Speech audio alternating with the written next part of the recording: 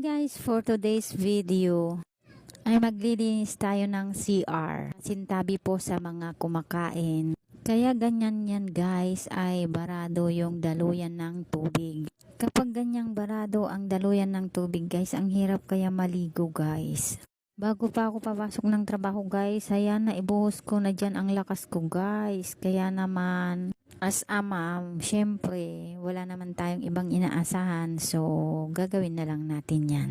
Patutuyuin natin yan guys gamit ang isang stick, ayan, at saka isang towel guys. O kahit anong tela guys, basta pwede nyong gawing basahan. As a mom guys, ay hindi lang sa pagbabudget tayo nakatutok guys. Marami din tayong iniisip, maraming mga trabaho. Thank you Lord sa lakas na pinagkakaloob mo sa akin sa araw-araw. Hindi man madali ang mga pagsubok sa buhay, basta